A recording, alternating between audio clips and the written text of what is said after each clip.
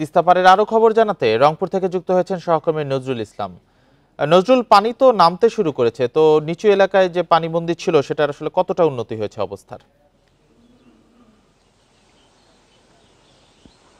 হ্যাঁ, দেখুন আসলে ৩ দিনের ভারী বৃষ্টিতে গত ৩ দিনের ভারী বৃষ্টিতে কিন্তু তিস্তা পাড়ের যেসব এলাকা রয়েছে সেটি কিন্তু পানিবন্দী ছিল হাজার হাজার মানুষ। সেক্ষেত্রে কিন্তু আমরা দেখেছি যে ওই এলাকাগুলো তো এখনও কিন্তু জলাবদ্ধতা সৃষ্টি হয়েছে। আমি যদি একটু দেখাই যে এটি তিস্তা নদী, আপনি নিশ্চয়ই দেখতে পাচ্ছেন। এই নদীর কিন্তু স্রোত এখনও কিন্তু কমেনি, স্রোত কিন্তু চলছেই। এই নদীর আশপাশে যেসব সবজি ক্ষেত এবং ধান আবাদ করছিল সেটি কিন্তু নষ্ট হয়ে গেছে। কিন্তু ধান কিন্তু নিমজ্জিত হওয়ার কারণে ধানটি কিন্তু অর্থাৎ সেটি নষ্ট না হওয়ার সম্ভাবনা রয়েছে কৃষি বিভাগের তথ্য অনুযায়ী। তবে যারা ভুক্তভোগী রয়েছেন, এইসব এলাকার মানুষ রয়েছেন, তারা বলছেন যে যেহেতু পানি নেমে যাচ্ছে এখন ভাঙ্গনের শিকার হবে তাদের, অর্থাৎ নদী ভাঙ্গনের শিকার। আপনি নিশ্চয় জানেন যে যখন এই পানি কমে যায় ওই সময় কিন্তু নদী ভাঙ্গনের সৃষ্টি হয়। সেক্ষেত্রে তাদের কিন্তু আরেকটা দুর্ভোগ আছে, ভোগান্তি রয়েছে। আর যেসব জায়গাতে এখনও পানি আস্তে আস্তে নামতে শুরু করেছে তিস্তা নদীতে, সেই এলাকাগুলোতে কিন্তু জলাবদ্ধতা কিছুটা সৃষ্টি হয়েছে। মানুষ কিন্তু এখনও ভোগান্তির শিকার হচ্ছে, প্রায় ২০ থেকে ২২ হাজার মানুষ। তারা বলছেন যে যদি ৪-৫ দিন এইরকম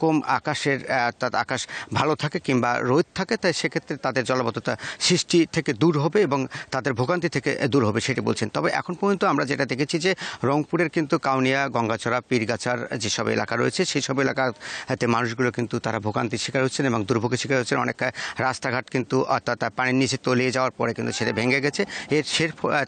এর ফলে কিন্তু মানুষ কিন্তু রাস্তা দিয়ে চলাচল করতে পারছে না। আমরা যখন সকালেই এইসব এলাকায় গিয়েছি এবং আসছি, সেখানে আমরা দেখেছি যে রাস্তা দিয়ে কিন্তু চলাচল করা একেবারে অনুপযোগী হয়ে পড়ছে। তারা বলছেন যে অর্থাৎ সড়ক ভবনের পক্ষ থেকে এবং এলজিডির পক্ষ থেকে যদি এইসব রাস্তা এখন আবার সংস্কার করা হয় তাহলে তারা কিন্তু চলাচল করতে পারবে। যারা বাড়িঘরে ছিলেন তাদের বাড়িঘর কিন্তু পানিতে তলিয়ে যাওয়ার ফলে কিন্তু সেখানে অনেক ক্ষয়ক্ষতি হয়েছে, তাদের যে আসবাবপত্র সেটি কিন্তু নষ্ট হয়ে গেছে।